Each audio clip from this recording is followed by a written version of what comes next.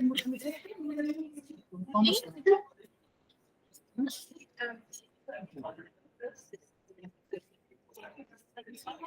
Sí, tienes como que corres, no me sale muy bien.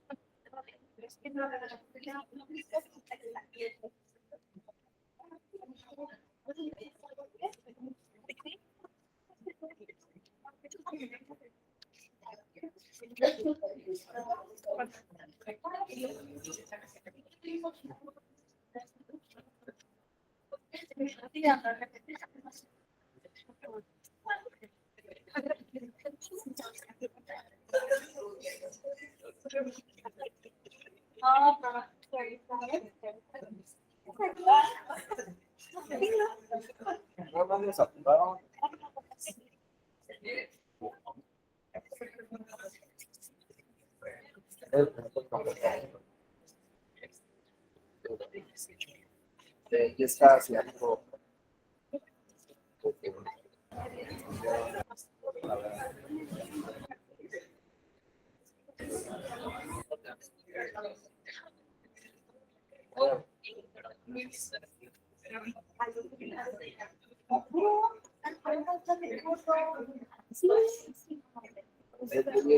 La convocatoria de para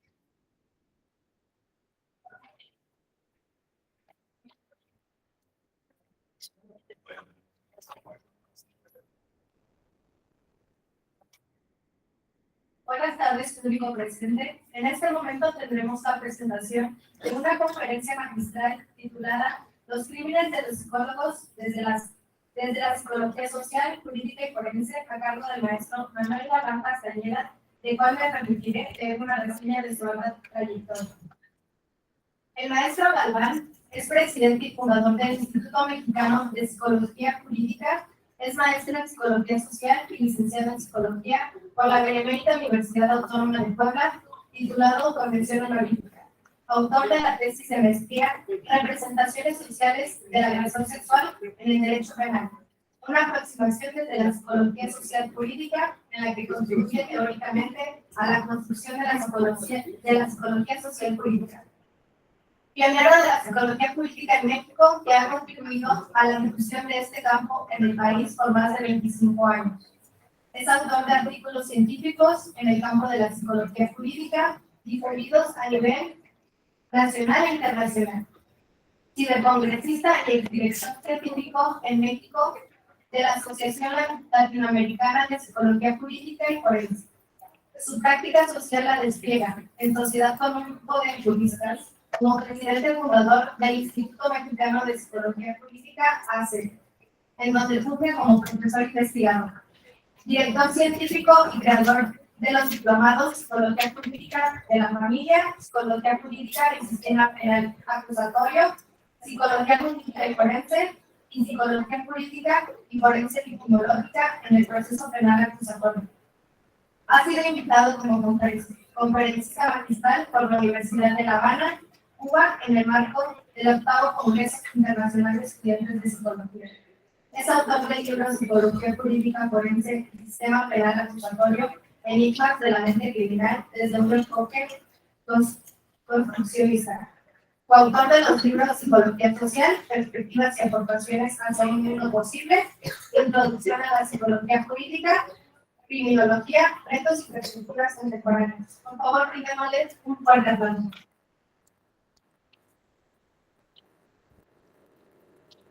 Muchísimas gracias. Gracias, licenciada Rosaura, por su atenta presentación. Miren, en primer lugar felicito a los compañeros de Eureka, particularmente a la Cristian y al licenciado Jesús, por la organización del Congreso, del tema tan importante y trascendente, y por haber pensado que podríamos contribuir un poquito a esta situación de explicar distintas expresiones de la violencia. Entonces, el tema que les voy a comentar de manera muy breve tiene que ver con la participación de los psicólogos. La mayoría son mujeres en el ámbito de la procuración y administración de justicia.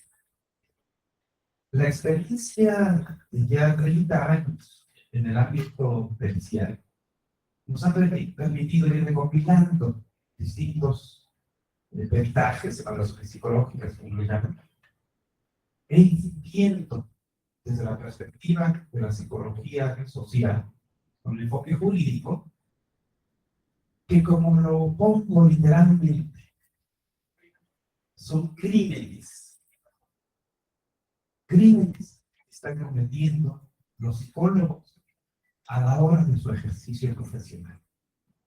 Desde luego, cuando hablo de crímenes, me refiero a esa expresión de afectación al bien común. En algún momento esa afectación al bien común se puede convertir en un delito, pues por supuesto que sí.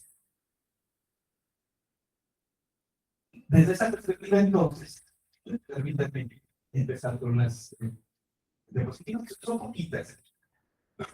Así lo que me interesa es presentar ese problema, que ustedes puedan visualizarlo. Después, al final, comentaré algunos casos de los cientos o miles quizá de casos que tengo. Iré comentando algunos para que ustedes vean la crudeza de esa situación. Desde luego, como veremos ahorita, esos crímenes, a la hora de hacer evaluaciones psicológicas, no es en aislado, es en contubernio con el sistema de justicia. Bien. Lo subtitulé una investigación psicopolítica sobre la incompetencia profesional y sus consecuencias psicosociales y legales. No solamente hay repercusiones, desde luego, legales, cuando una evaluación psicológica afecta a un sujeto. Son víctimas también indirectas. La siguiente, por favor. ¿Cuál es nuestro objetivo? Visibilizar como un problema social, desde la perspectiva de la psicología jurídica, los crímenes que cometen los psicólogos cuando elaboran peritajes psicológicos para los tribunales de justicia penal. Dar cuenta de cuáles son las consecuencias psicosociales y legales de estos crímenes para los ciudadanos. Lo que voy a comentar en relación a la participación de los psicólogos en el área penal no se restringe a esa área. También tiene que ver con lo familiar, de los infractores, lo policial, lo militar, pero ahorita me referiré exclusivamente a lo que tiene que ver con el área penal. La siguiente, por favor. ¿Cuál es el enfoque de la psicología jurídica que emplea él? Precisamente para observar este fenómeno. Soy un psicólogo social, y los psicólogos sociales aprendimos a problematizar la realidad social. Cuando hay un problema, en este caso de violencia institucionalizada, que está ahí, ha estado ahí por muchísimos años. E incluso a pesar de que ya hay un cambio, dicen los juristas que hay un cambio paradigmático en el sistema penal acusatorio, digo que no. Y la prueba que tengo muy concreta de que no es un cambio paradigmático es que mientras subsistan investigaciones forenses, entre ellas la psicológica forense, que siempre con viejas prácticas, como las mismas que se practicaban en el sistema inquisitivo, entonces no podemos estar hablando de un cambio verdaderamente paradigmático. Esta psicología jurídica, más bien desde nuestra propuesta que hemos desarrollado en el instituto, no hablamos de solamente una psicología jurídica. La mayoría de autores, particularmente españoles, donde viene este concepto de la psicología jurídica, hablan de que la psicología forense es la aplicación de la psicología jurídica. A mí me parece que eso es muy limitado, porque también la psicología social ha hecho quizás hasta mayores aportaciones que solo la psicología. Esto solamente se entiende si podemos comprender que psicología y psicología social no son lo mismo. Que la psicología social no es un área de la psicología, sino que son ciencias y campos independientes, relacionadas pero con objetos de estudio distintos. Desde ahí entonces es que estamos desarrollando principalmente la propuesta de una psicología social jurídica. Y como veremos ahorita, la propuesta no es mía, originalmente es de Frederick. Hablamos entonces de dos tipos de psicología jurídicas. La psicología jurídica propiamente dicha, que tiene por objeto de estudio el comportamiento individual en relación con las normas jurídicas. Y del otro lado, la psicología jurídica, que tendría por objeto de estudio el comportamiento interpersonal en relación con la ley. Esos serían los fundamentos de esa psicología forense. Claro, hay múltiples áreas de aplicación de estos dos campos de investigación en el terreno de la ley, pero ahorita me limitaré solamente a este punto. Su aplicación en el ámbito de la psicología forense. La siguiente, por favor. ¿Qué es la psicología forense? Por ejemplo, los autores, Iván y Luis, dicen que es una subespecialidad claramente distinguible dentro del campo de la psicología jurídica. en la aplicación de los conocimientos profesionales del psicólogo como experto a todos los órdenes jurisdiccionales. Sí, estoy totalmente de acuerdo, pero vean cómo limita solamente, es un campo de aplicación de la psicología jurídica. Y casi todos los autores españoles tienen esa limitación. O por decirlo más técnico, este safe, porque son psicólogos, creen que solo existe la psicología jurídica.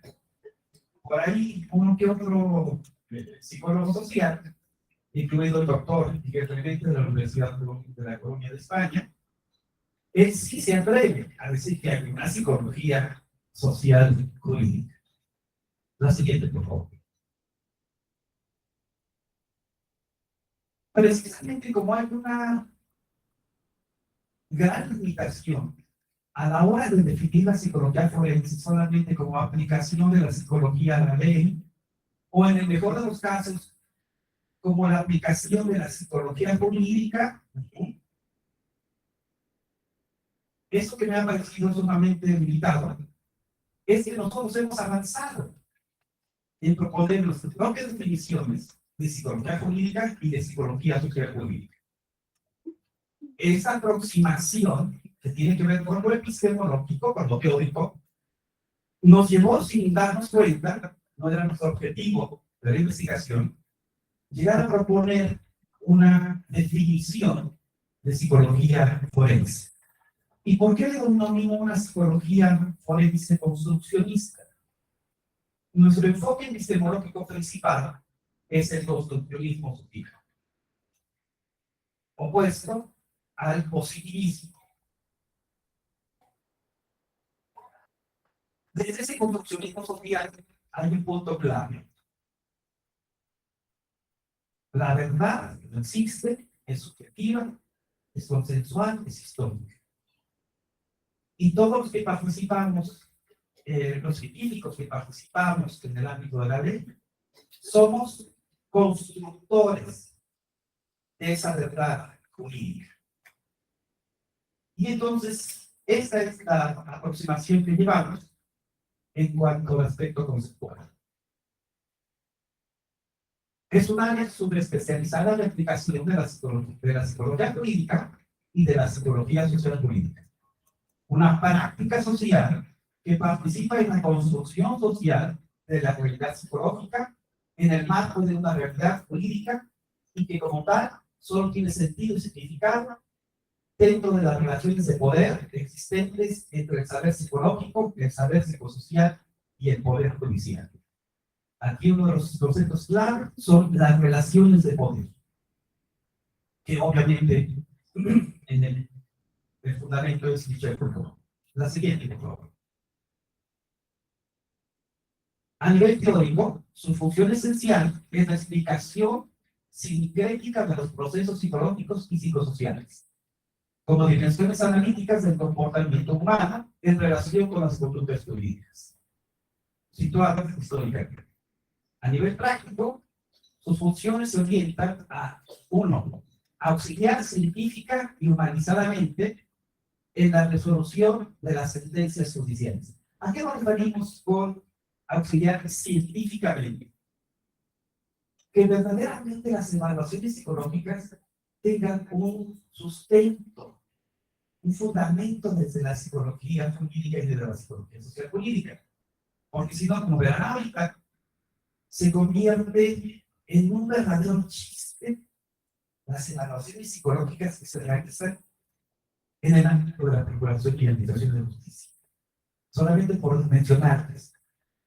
Imagínense que alguien lo están acusando del delito que sea, o una víctima del delito que sea, y esas evaluaciones no rebasan más allá de 3 hojas de evaluación psicológica.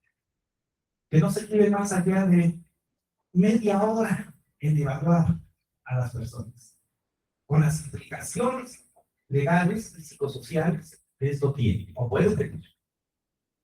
Humanizadamente, ¿por qué? Porque hay que tener una concepción de los derechos humanos, un enfoque de derechos humanos, para no cometer barbaridades, para no decir, como varios años que quiero mis compañeras en la entonces Procuraduría General de Justicia, Manuel, tú pon lo que te salga a la prueba. Tú lávate las manos. Así hacemos nosotras y no tenemos problemas. Porque yo ya iniciaba, cuando conocí la psicología jurídica, hacer un análisis crítico de lo que estábamos haciendo y, por supuesto, que la estábamos regando muy feo. Y entonces sí, auxiliar a los juzgadores, pero humanizadamente y científicamente. Y B, contribuir ética y políticamente en la construcción de una justicia más allá de la ley. Es decir, que tengamos una visualización a la hora de evaluar a seres humanos, que no sea nuestro tecnicismo, muchas veces tan vacío, tan hueco. Esos tecnicismos donde nos llevan a hablar del evaluado, la peritada, la víctima, el acusado. La siguiente, por favor.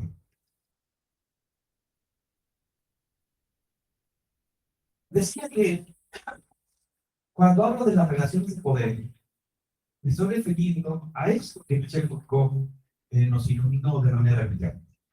Cuando los científicos que participamos en los tribunales hacemos un contubernio y nosotros, los jueces, los juzgadores, tienen de nosotros la verdad científica de nuestra área de competencia.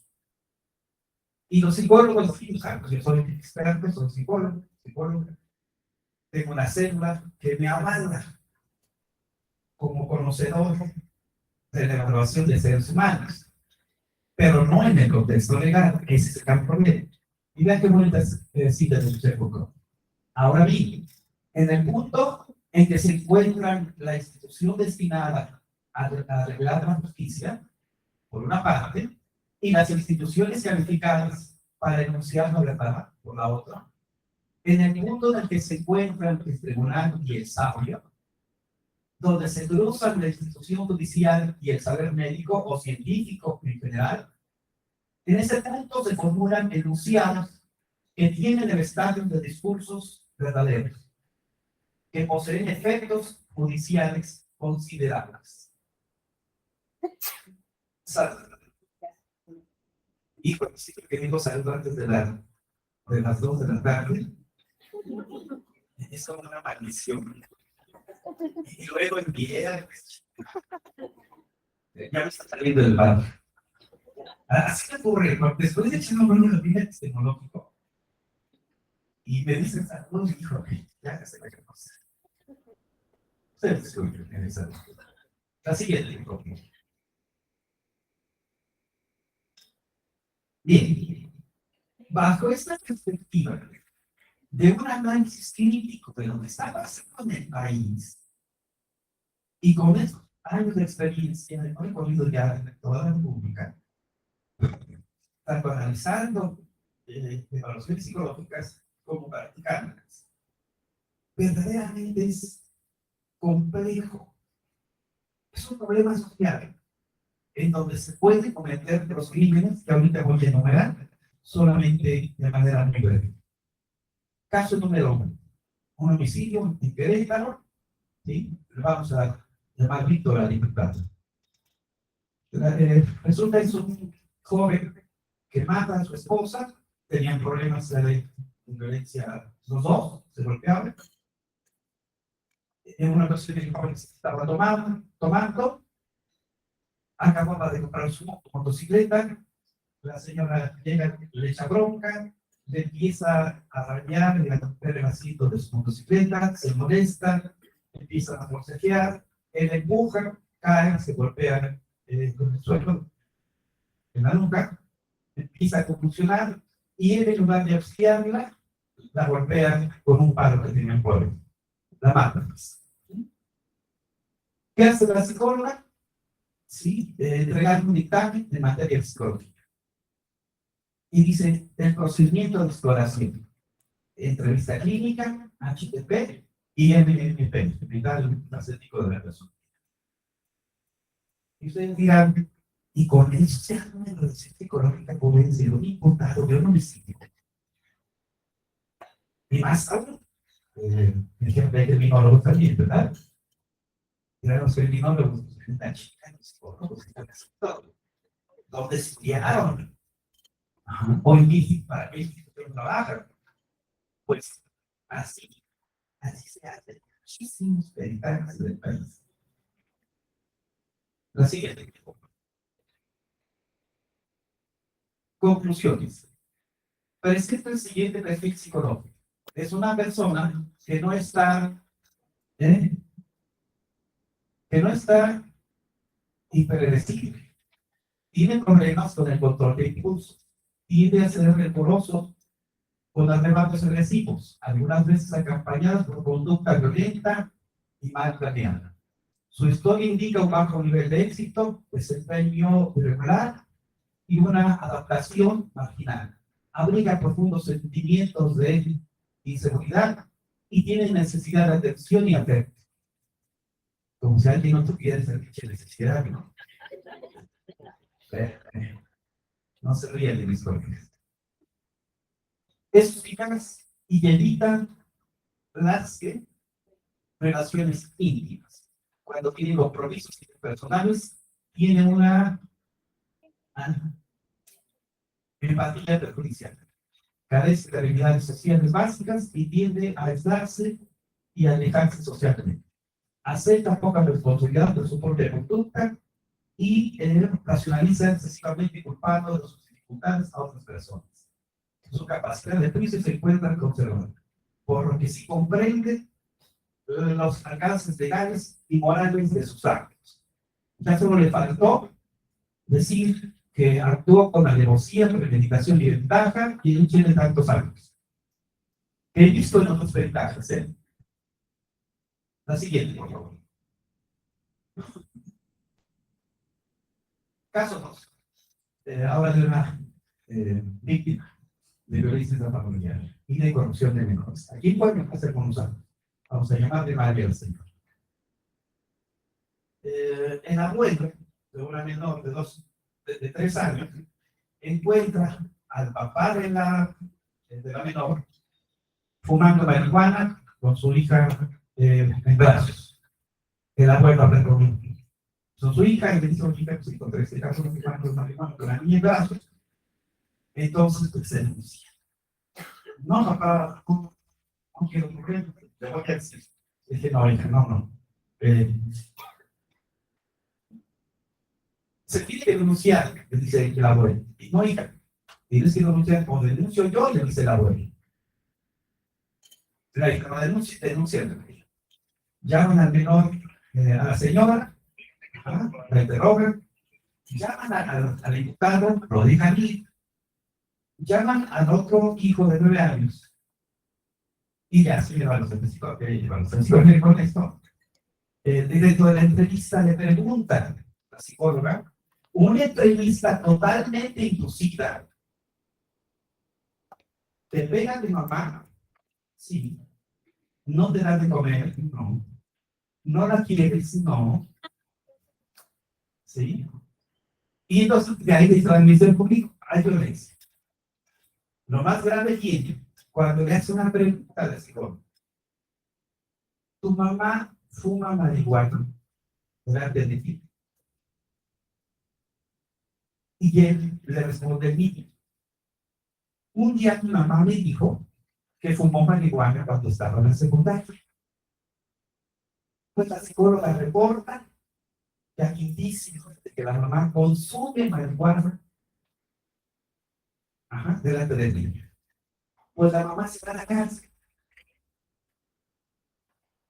La sentencian a 5 años solamente por la corrupción. Más aparte estaba próxima la sentencia para los dueños. Finalmente sale libre. Pero vean, entre su ventaja de psicología y sus instrumentos aplicados son la entrevista clínica y el HPP. el test del árbol, la casita y la persona. Y con eso ella entrega ese reporte en la entrevista clínica, ¿sí? Que nunca aparece como entrevista clínica. Y es una característica de los peritajes en psicología que se aplican en el país. Que dice que hay certitud de entrevista clínica que nunca aparece. Y muchas veces solo aparece una narración breve de los hechos. Y no aparecen las entrevistas. Bueno, las implicaciones ya se las comenté. Finalmente la dama sale libre después de 2 años, 3 meses en prisión. Me informa la familia, esto ocurrió en el 2015, me informa la familia que al acusar apenas hace 2 días lo acaban de ver. La siguiente, por favor. Caso 3. Violencia calificada. Violación calificada, perdón, en su nombre. Vamos a llamar Sandra a la menor de 10 años. El informe es informe psicológico en materia de psicología forense. Hace redundante. Cuando dice el abogado, es que hay peritaje en psicología forense. Aquí donde ya hacen psicología forense en Sonora, está padre, ¿no? Cuando veo el peritaje de 24 hojitas, obviamente no es de la peritaje de psicología forense. ¿Qué aplican? Necesitan examen mental, entrevista semiestructurada que nunca aparecen. Desde la figura humana, desde la persona sobre la lluvia, escala de la ciudad manifiesta el niño pensada, criterios de validación de los relatos de abuso sexual infantil. Ya está la autora. La siguiente, por favor.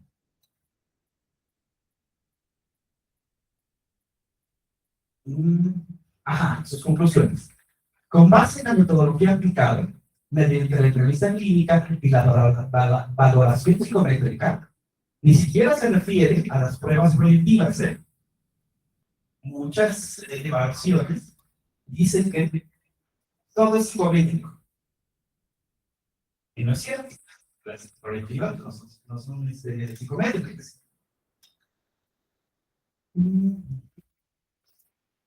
Encontré en el desarrollo emocional que exhibe indicadores emocionales que muestran a niña niña que no se siente reconocida, con tendencia a desvalorarse, que la lleva a actuar con temor e inseguridad.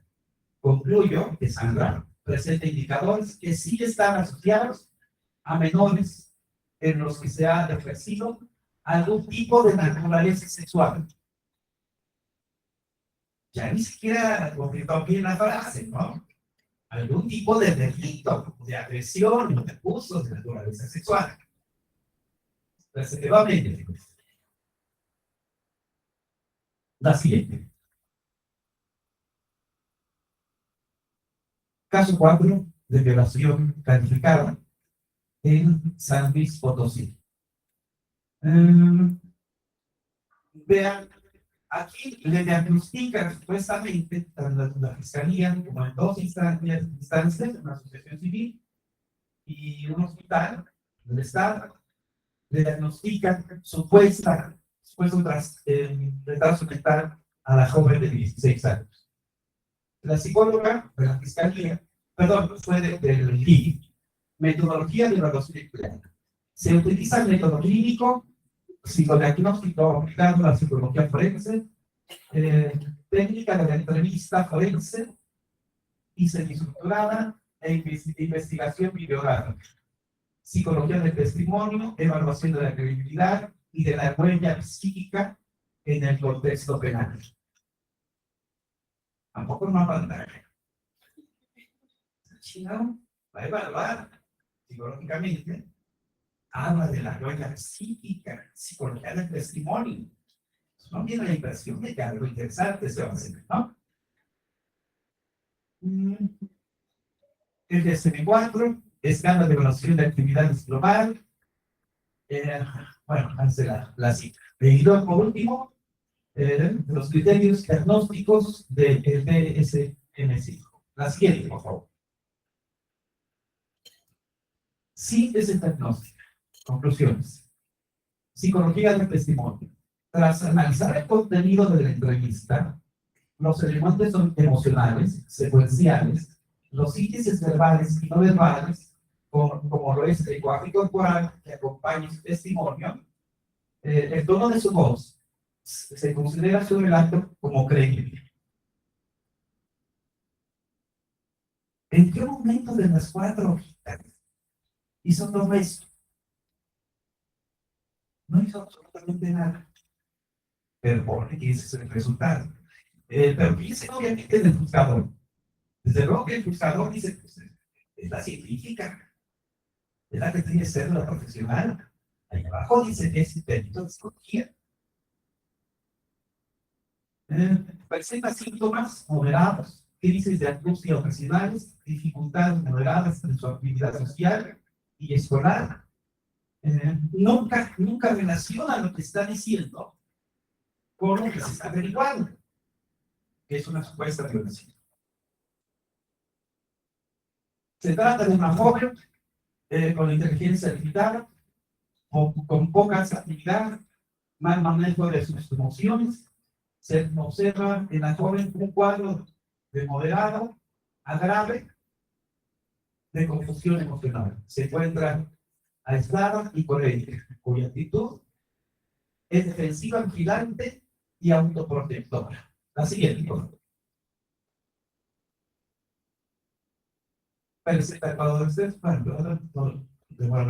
Se trata de un adolescente de 16 años que por la edad no es capaz aún de tomar una decisión responsable acerca de su comportamiento sexual.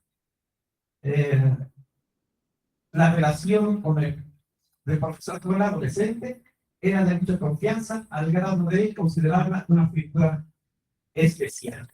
La siguiente, por favor.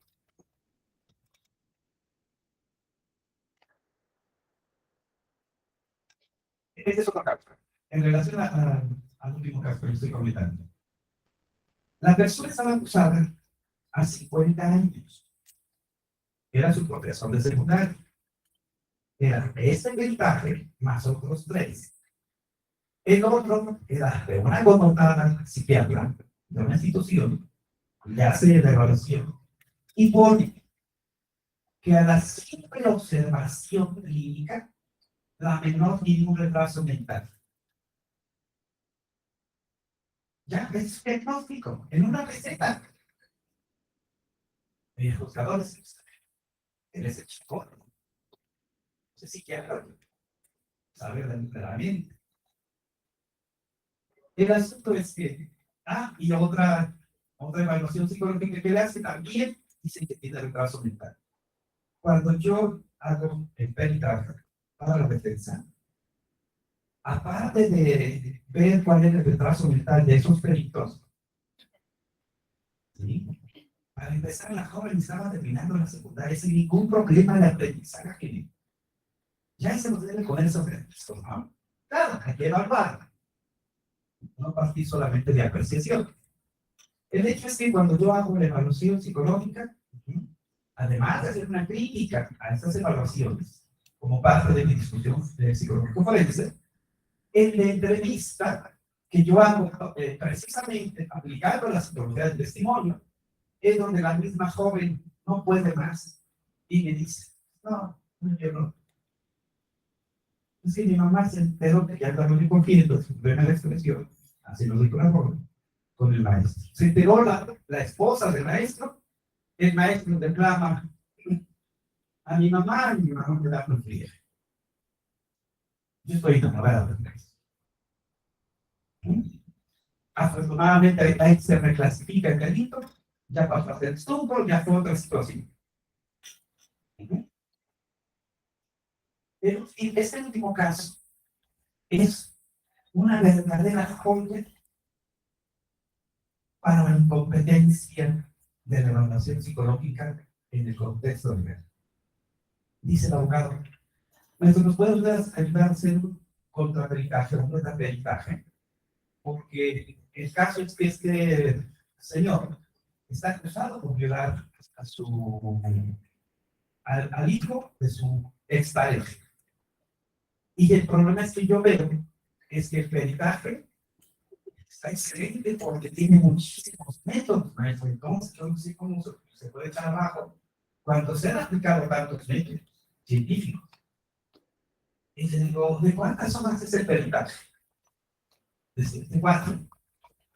Ah, no se preocupe. Con trabajos habrá aplicado 1. Sí, se lo aplicó.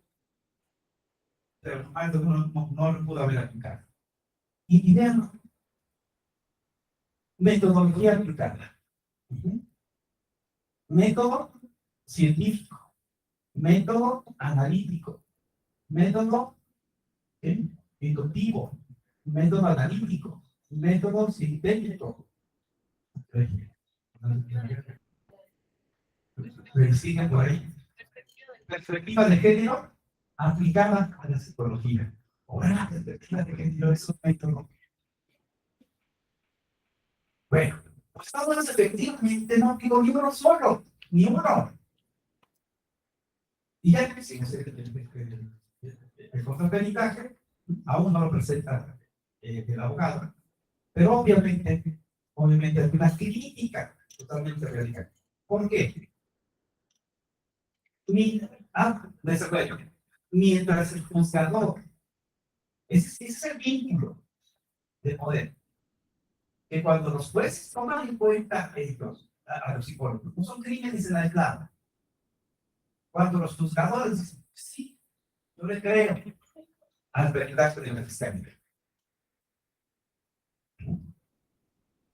¿Por qué? Porque es el sabio, es el conocedor, es el perito, es el experto. Y más cuando se presentan los peritajes, con que la colega tiene maestría en flores de barrio, doctorado en constelaciones familiares, 3 postdoctorados honoris causa. Entonces, el juzgador dice, chingados, es una sabia esta persona, pues sabe lo que está haciendo. Los juzgadores nos dan nos pueden dar esa credibilidad. Y cuando esa credibilidad, como en el caso de la mamá que fue a prisión por 2 años, ¿cuál fue el razonamiento del juez? Está demostrado en el peritaje de psicología realizado por la perita de Estado que el niño sufre violencia por parte de su madre. El primer delito, ¿no? Violencia intrafamiliar. Está demostrada la corrupción de menores porque el menor le dijo a la psicóloga que su madre consume marihuana delante de él. El abogado de la defensa cuando dice, jamás dice eso el niño, a pesar de la instrucción de la entrevista. Claro, eso se hizo valer en las distintas instancias, en la segunda instancia, y pudo salir, pero después de algunos años. Ese es el problema. No son crímenes inventados. Por eso definimos a la psicología forense como una práctica social, en donde nosotros participamos en esa construcción social de la verdad jurídica. ¿Cuál es el antídoto? El antídoto, ¿cuál es la vacuna? ¿Cuál es la solución? La anuncié desde el principio. Si las evaluaciones psicológicas no se realizan con un fundamento en la psicología jurídica, en la psicología social jurídica, que lleven a la aplicación de una psicología forense, que no sea un chiste, como los que acabamos de enumerar, las cosas no se transformarán. Me ha dado ya mucho gusto empezar a ver, no hace más de un año, que ya hay esfuerzo de algunos peritos, particularmente en la Ciudad de México, con esta influencia de la misma UNAM. Y está formando también a sus psicólogos en esa perspectiva psicológica política. Nosotros, desde el Instituto Mexicano de Psicología Jurídica, llevamos ya 21 años formando también a los operadores jurídicos, a los psicólogos, a abogados. Y hace unos días, lamentablemente, no se pudo concretar, no se pudo concretar una participación mía. Y me invitaron en una red nacional de tribunales de justicia de los Estados Unidos mexicanos, en donde yo iba a hablar precisamente de la psicología jurídica y su importancia como enfoque y trascendencia a la hora de aplicar las leyes, y particularmente de las decisiones de los juzgadores. Vean entonces, hay un verdadero problema social. Está en ese tipo de violencia institucionalizada.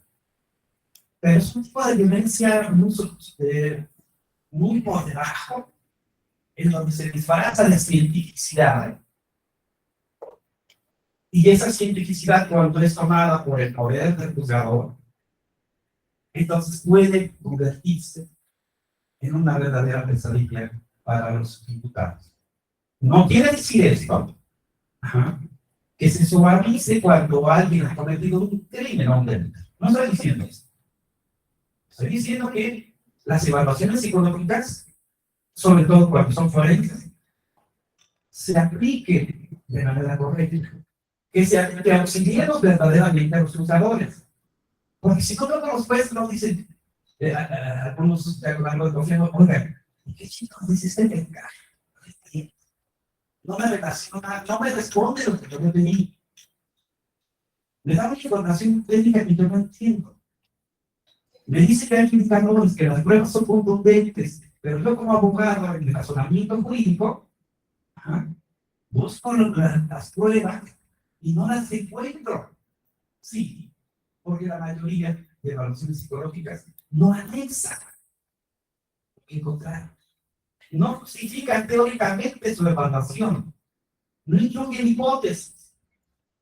No hay una metodología planteada. Se confunden métodos y técnicas.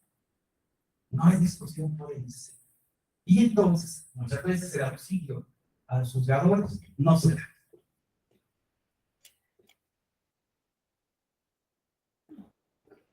Espero que esta visualización del problema verdaderamente les haga ver que hay mucho por hacer en ese campo. Desde luego, solo de pasada. Ahorita me dediqué a solamente a hacer una crítica de la participación de los psicólogos, las evaluaciones psicológicas. Pero lo mismo he visto en peritaxia y criminología, en trabajo social. Pero bueno, se nos miran que hay que tenemos de crítica. Aquí los criminólogos tendrán conocimiento de ello. Este es, en esencia, lo que deseaba yo compartir. Muchísimas gracias.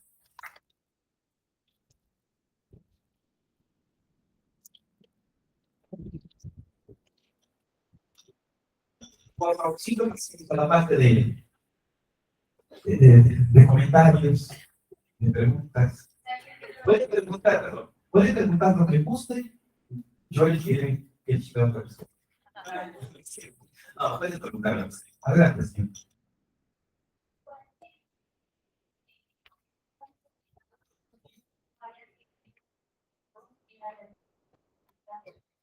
Ok, le voy a pedir solo a una para explicar finalmente, pero es decir, he visto muy recurrente. Tiene que ver con que, así como los psicólogos, somos más trastornólogos, pues también somos de las ciencias de la salud. En la práctica somos más científicos de la enfermedad. Hasta nuestros mismos conceptos, ¿no? Es absurdo que todavía los psicólogos sigan diciendo que apliquen pacientes, que van a dar una receta del pacientito. O sea, es el modelo clínico implícito, ¿no? Bueno, es un mismo sesgo. A la hora que los criminólogos se acercan, estoy hablando de los detalles, se acercan a bregar sobre la psicología, les encanta esa parte individualizada de la psicopatología. Y se acercan más a ese sesgo psicopatologizado. Psicopatología forense, psicología criminal, sí, pues. No digo que no hay que estudiarlas, sí es necesario. Pero que de repente esos detalles también pongan como parte de la psicología clínica que aplicaron. referencia de vida maldición a esta altura y que diga, vida maldición dice que el crimen se comete con trastornos mentales. Chicos, terminamos.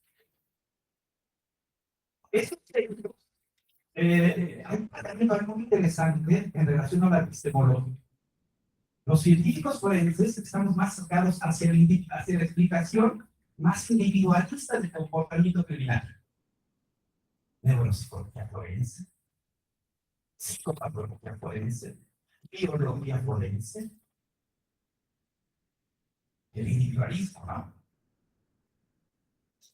De tanto que ahora empezar también el neuroderecho. Si creen en esa marihuana, pues ahora que dicen a ellos. Yo fumo de otra cosa. No, yo no fumo. Nada más lo he hecho. Y del otro lado, tenemos una concepción epistemológica más social, que es aquella orientada a las ciencias sociales. A mí me gusta más como psicólogo político y como psicología social, que soy, más psicólogo social político, acercarme más a la antropología jurídica, a la sociología jurídica, a la historia de las mentalidades, a la misma filosofía del derecho, que no es una ciencia social. Pero aquí estamos hablando de otra concepción. Un día le dice un antropólogo política que vive en Campeche. Abre uno de los congresos de psicología política y le dice: aquí hay criminólogos, ¿verdad? Sí. Aquí hay psicólogos, sí. Y ustedes realizan evaluaciones psicológicas y criminológicas, sí. ¿En qué se apoyan los criminólogos cuando recurren a la psicología? Aplicamos a HPP, DAT, los colores, una pendejada. Y dice la doctora, ¿qué van a comentar, no? Y dice, bueno, jóvenes, estudiantes profesionales, dejen de hacer pendejadas. Nosotros abrimos los ojos, ¿no? ¿Por qué, doctora? ¿Cómo se le ocurre pensar? Ella ha trabajado desde la antropología política, ha trabajado los problemas legales que tienen los males y los campechanos. Dice, es absurdo de los psicólogos, de los criminólogos, en esa orientación clínica, en esa orientación psicopatologizada de comportamiento humano, lleguen a aplicar sus contributos en su casa. Ahora después las personas, ahora alguien que está lloviendo a la persona ahí bajo la lluvia. Sobre MMPI. Pero o sea, no habla ni español. Para empezar. Y a cómo su construcción de esas pruebas les permite hacer eso. Pues no, pero no tenemos otros instrumentos. Entonces, para no irme mucho hacia arriba, es una pregunta. Yo creo que a los criminólogos les hace falta mucha orientación psicosocial. Y siempre los invito a acercarse a la psicología social,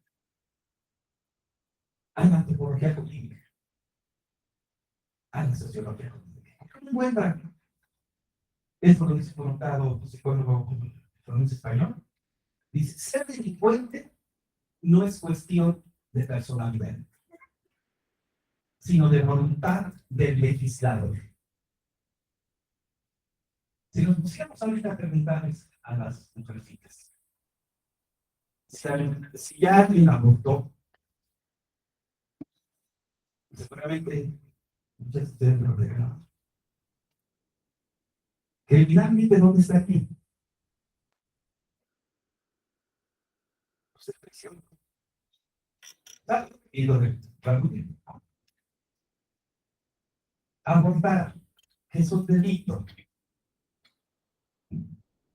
Es una cuestión de personalidad. Pero nos encanta irnos con los factores de personalidad, ¿no? Ese es el sesgo individualista. Una recomendación entonces para los criminólogos, dado que su ciencia es muy interesante y todo un campo científico, de síntesis de distintas concepciones científicas, vale la pena que se salga un poquito de ese individualismo, al menos en términos prácticos. Y la concepción no puede entender, ¿no? Sí, lo social, el entorno, sí, pero cuando uno ya ve los ventajas, a ver, esas pruebas. Y lo que aprendiste de psicología, de antropología, ¿dónde está? De marginación social. Claro. ¿Alguna más, por favor? Atención. ¿Me das tu nombre, por favor? ¿Cuál es tu nombre? ¿Tú eres mi nombre? Mucho gusto. Compañera, ¿te puedo pasar el micrófono? Por favor.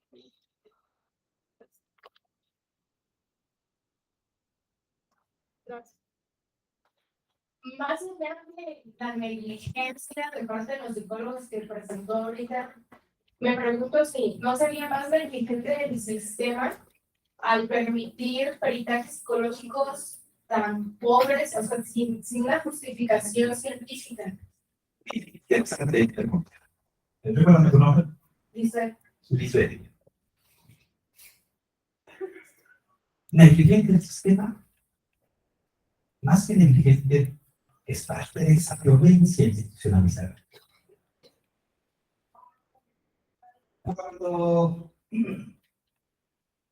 les hacemos observaciones, cuando hay algún curso de capacitación, alguna conferencia, y hay unos señalamientos, pues, bueno, sí es que pensaban que se debe capacitar al personal. Ejemplo, nuestros cursos siempre van orientados a psicólogos y abogados principalmente. Un ejemplo, hace algunos años en La Paz, en el Centro de Justicia para Mujeres, salió una licitación, presentamos nuestra propuesta en la RENAP, y se supone que me pidieron un curso de actualización para las 25 psicólogas pedidas en psicología del Estado. Cuando llego, aunque sus rótulos, sus manchotes decían que eran peritajes en psicología forense, no conocían ni la psicología forense. Y yo digo, no, miren, reestructura el programa porque no se trata de actualizarnos en un tema que ya conocen. Se trata de acercarnos a un tema que desconocen. Y qué interesante fue conocer las tremendas limitaciones. Ellas mismas fueron dando cuenta de las terribles limitaciones.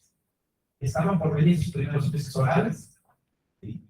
Que fue una necesidad. Pero ¿por qué comenté eso? Porque el curso era orientado para psicólogos y psicólogas en ministerios públicos. Aceptaron, pero me dijeron, son para psicólogas, porque dice el procurador, el director de regulaciones de ahora las carpetas de investigación, que los abogados para qué.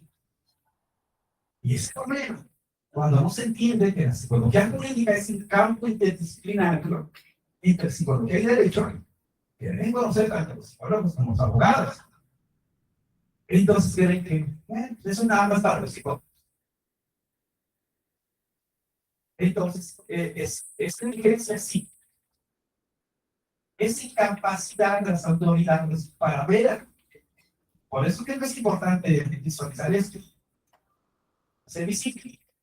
Porque solamente cuando se van a conocer, es necesario este tipo de enfoques. Solamente es cuando pueden un poquito pensar en que se pueda convertir en una necesidad social este tipo de formación de carácter.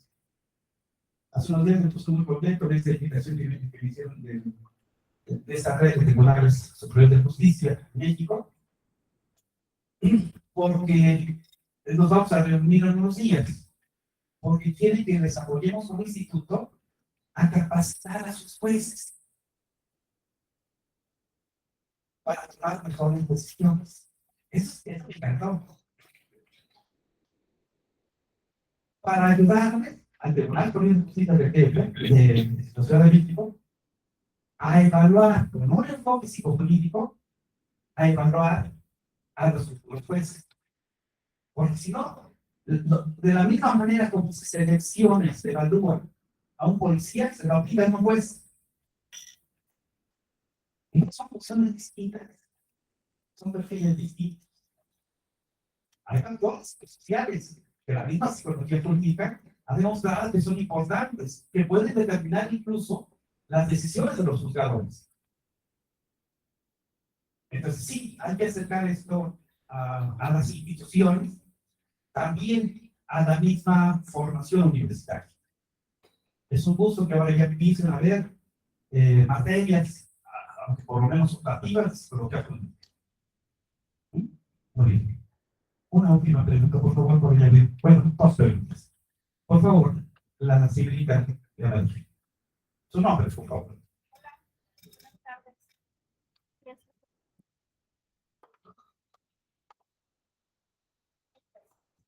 Hola, buenas tardes. Mi nombre es Paloma.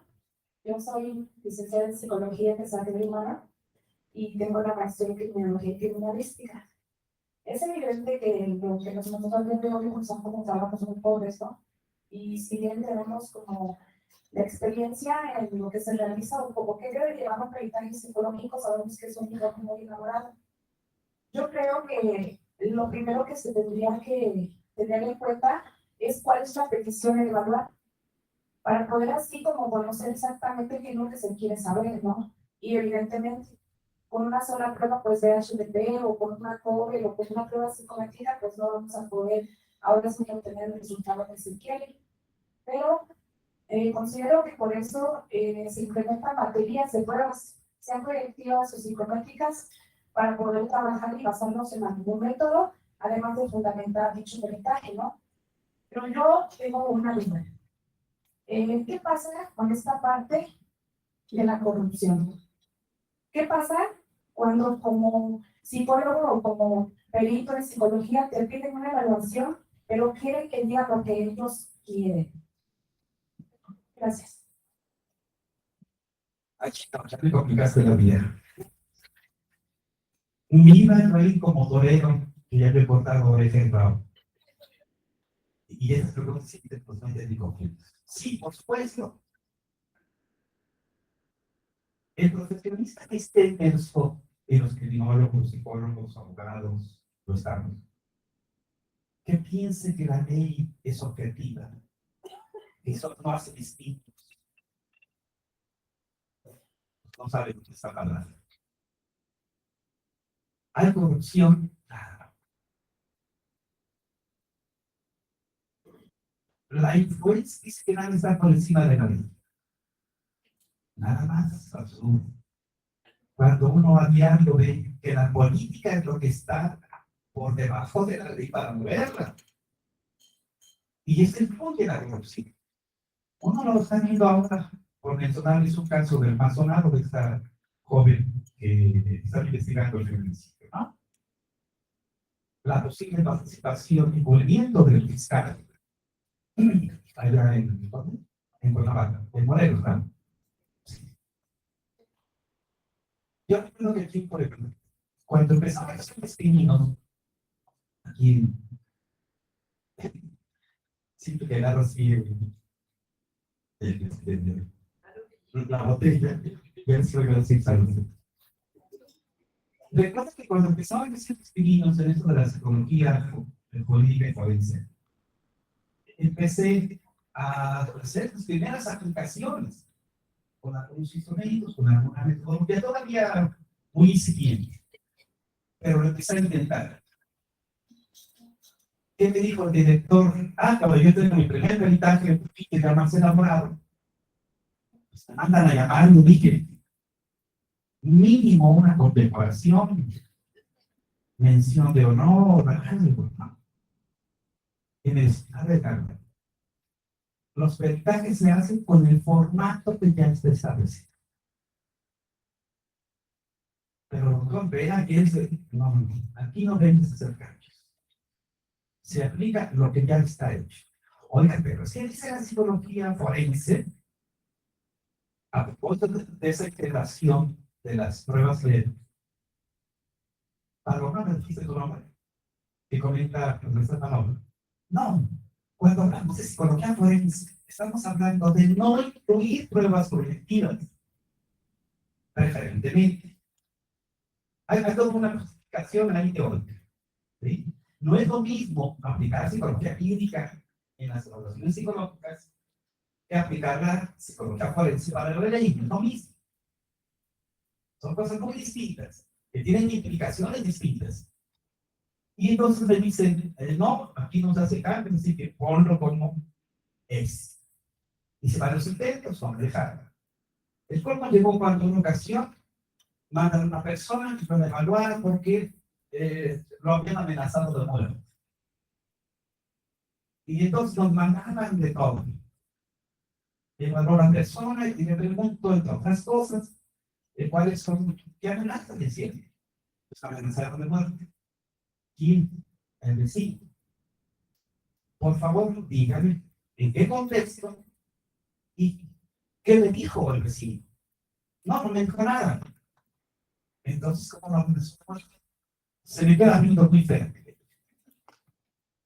Y como él es un criminal, porque es un legal, yo sé que en algún momento puede tratar contra mi vida. Podríamos justificar como psicólogo o como criminólogo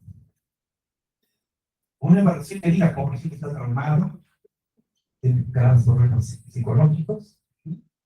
Entonces, pues sí, ayuda en la justicia porque es víctima. Bueno, yo pongo que no encontré nada. Igual me llaman, ponle que el señor tiene trauma. Digo, pues, no, pues porque no tiene nada. Es el sobrino del procurador. Ah, eso te han dicho. No, no me presté a eso. Con amenazas, visité los representantes, casi me llevaron de palomita a los entonces judiciales. Él llegué a ser procurador y vean lo que me dijo. Oiga, usted no tiene familia. Y ya sé por dónde va este cabrón.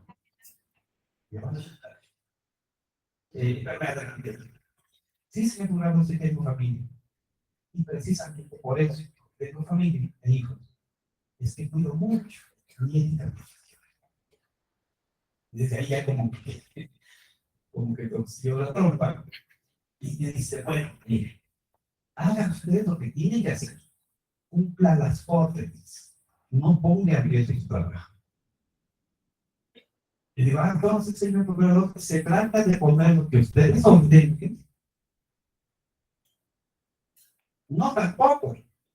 Pero si el señor fue amenazado, es claro que tiene problemas psicológicos. ¿Y usted cómo lo sabe? Claro. Bueno, para no hacer cuento largo, a un poco tiempo me corrió. Pero por mención no lo dirigí. A que me refiero que finalmente no cambié muchos ventajas de los que pretendía que yo cambiara.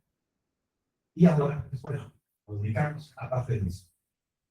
El modelo que hemos desarrollado desde esa definición de la psicología forense que les planteé es un modelo que he desarrollado el doctor Miguel Clemente de la Universidad de la Colombia de España. Es la de 7 pasos. Nosotros lo hemos desarrollado a 12 pasos.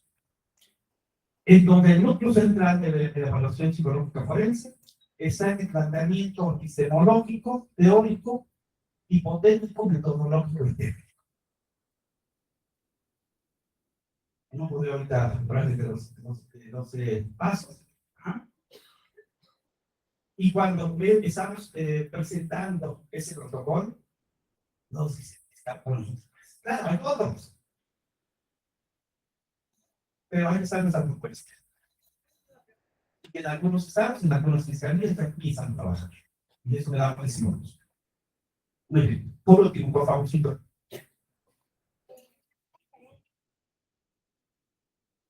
Mi pregunta es, bueno, te estoy viendo el YouTube. Mi nombre es Delia. Y antes de nada, honestamente yo desconozco el campo de la psicología forense o psicología jurídica forense. En este caso, me gustaría saber, porque más que nada, pues en su ponencia nos expuso, digamos, los errores que comete un psicólogo perito a la hora de hacer su peritaje.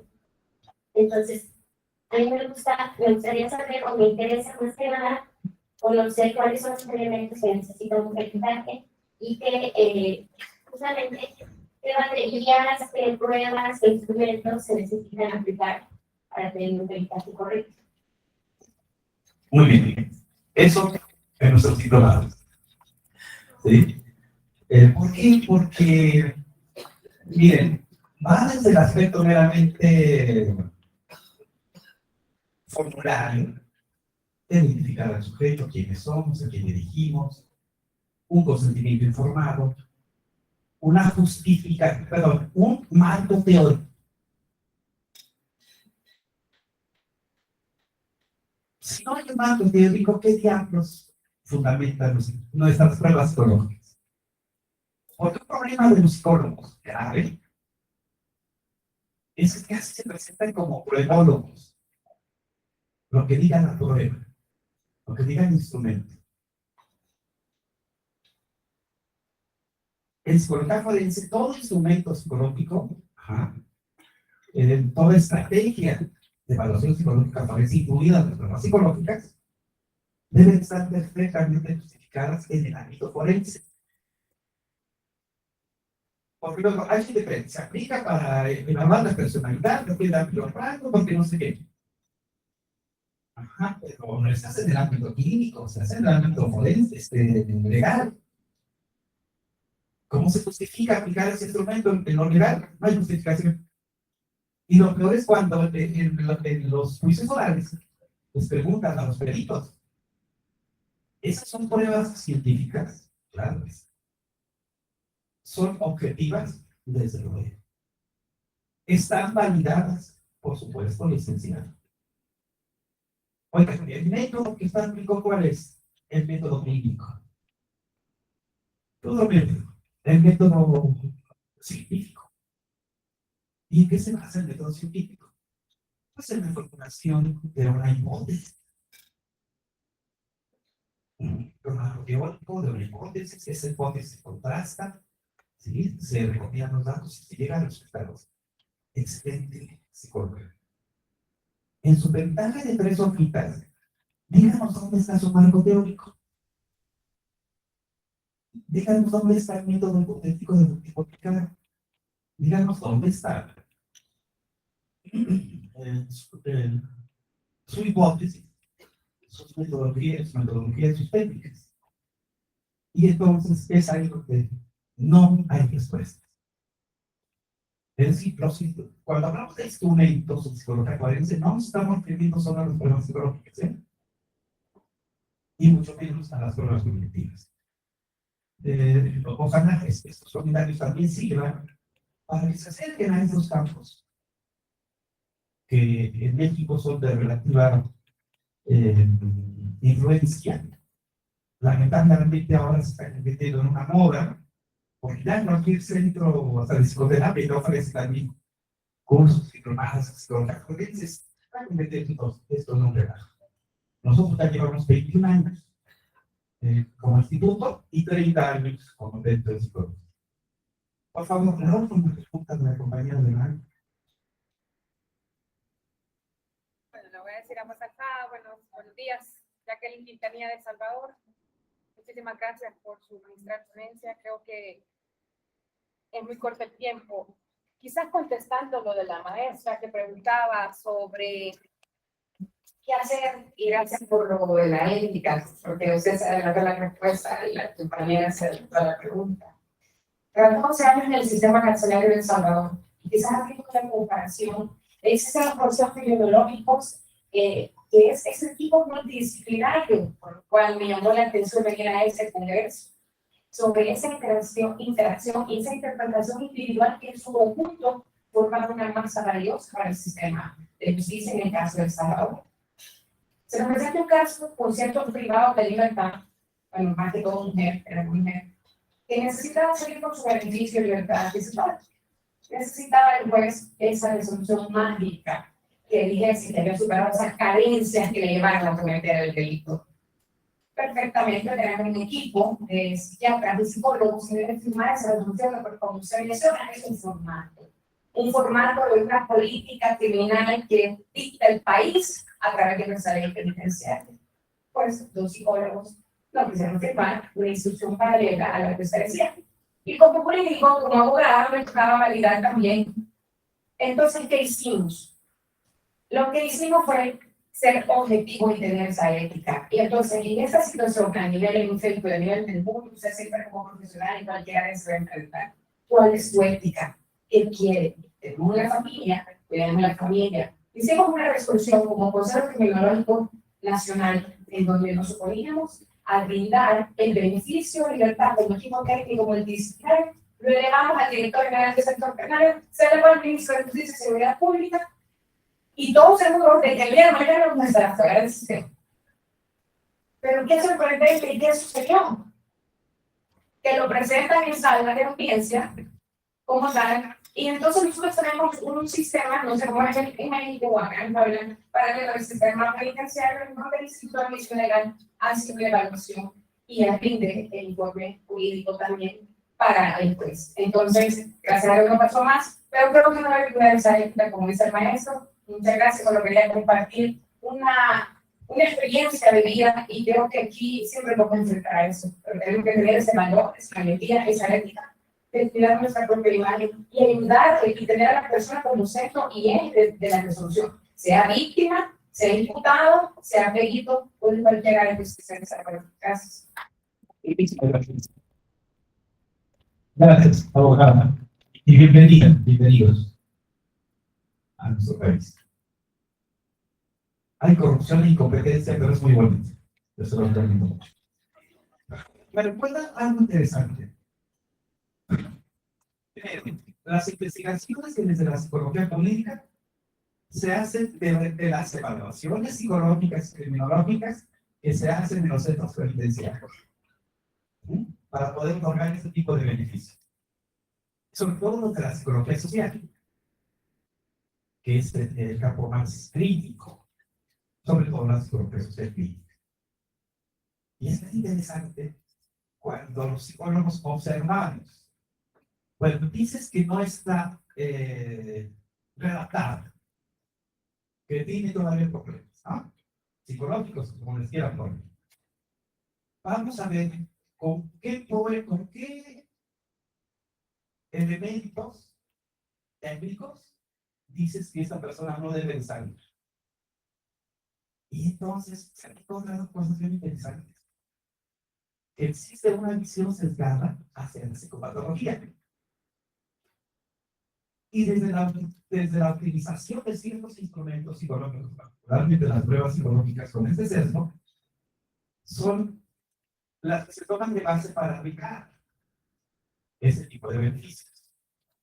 Y entonces los psicólogos tenemos una teoría muy bonita que se llama la teoría de las atribuciones sociales. A ver, vamos a hacer cuáles son, en la investigación, vamos a ver cuáles son las atribuciones que hacen los psicólogos y con qué tipo de instrumentos.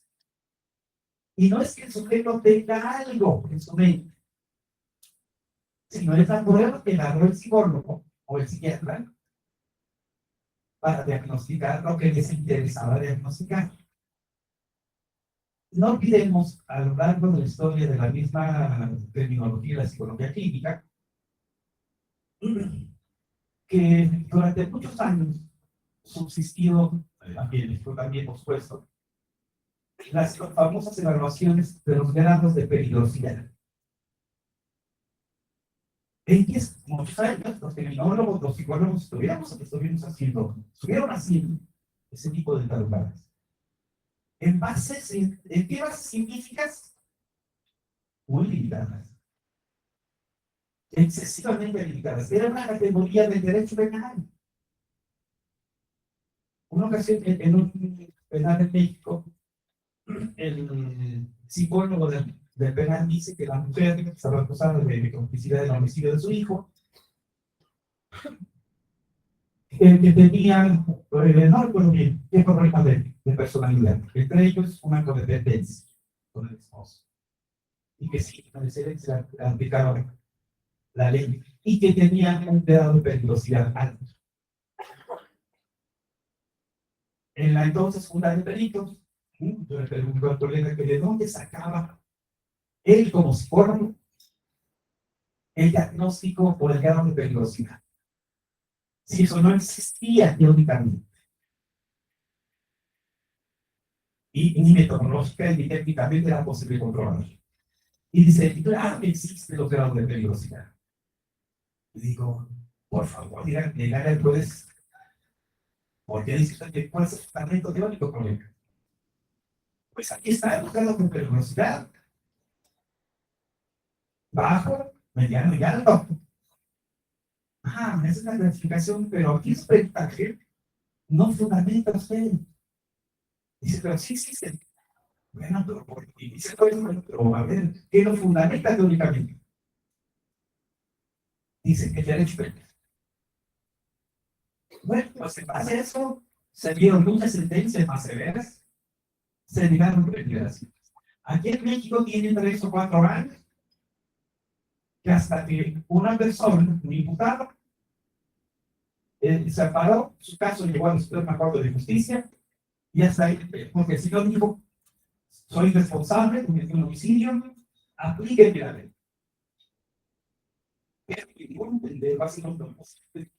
Y dijo que el minólogo psicólogo me va a decir qué problemas psicológicos tengo. Violan mis derechos humanos. Claro, que lo fundamentó de saber de dónde sale eso del grado de peligrosidad. Y efectivamente, cuando ya la Suprema Corte de Justicia de la Nación dijo, no hay fundamento. Y apliquen esa palabra los grados de peligrosidad. El último comentario en relación a los famosísimos equipos multidisciplinarios. Debería haber equipos interdisciplinarios. Porque si no, cada quien hagamos un pedacito de lo que le corresponde del individuo. Pero no dejan de individualizar al sujeto. Y lo que es peor, se pone esa intención para esa pretendida adaptación social. Y el equipo técnico interdisciplinario nunca ayuda realmente a esa reinserción social. Terrible contradicción, ¿no? Pero sí valora que el sujeto no se ha adaptado todavía. Es interesante. Muchísimas gracias. Les agradezco. Perdón. Siento que voy a dar un aplauso. Me digo, hijo, a lo mejor era la última vez que iba a aplaudir y ya no quité los aplausos. Empezaba con comentarles estos 2 libros que les recomiendo mucho. Uno es esta introducción a la psicología jurídica. Mañana voy a tener la presentación, por cuestiones de tiempo ya no podría hacerlo. Pero sí no quiero dejar de comentarles. El libro de introducción a la psicología, en donde soy coautor, hago la introducción y la actualización de este libro. Fue el primer libro que se editó, el segundo libro que se editó en España, perdón, aquí en México, de autores españoles. El primero fue el de Víctor Jiménez López, de Psicología Jurídica, en 1922. El segundo es este libro. La primera edición salió en 1980, aunque los trabajos son de 75-76. Los capítulos. Salió este libro. Posteriormente, yo solicité que se hiciera la segunda edición. Me pidieron que se hiciera la actualización y que incluyera un capítulo. Finalmente lo hice y está este libro, que es un clásico y sigue siendo un libro de la mayor trascendencia. Los autores aún viven y yo tengo la fortuna de haberme formado en parte con uno de ellos, que es el doctor Miguel Nieves. El otro libro es Psicología Jurídica, Derechos Humanos y Derecho Penal. Es una edición de la Universidad, ediciones de la U y la Asociación Latinoamericana de Psicología Jurídica y Forense con sede en Colombia. Es un material sumamente interesante. Es la tercera o cuarta publicación en la que participamos. Autores de origen latinoamericano, y creo que vale mucho la pena todo el trabajo que se está haciendo. Últimamente salió por ahí otro material que se llama la metacaricia psicológica, también un material muy bello. Entonces, si les interesa sacarse un poco, mucho a este campo de la psicología política y forense, pues aquí tienen estos dos materiales. Ahora sí, me despido de ustedes. Muchísimas gracias por su atención, por sus preguntas. Sigan, interesante pregunta. Antes de lograr un pequeño resumen.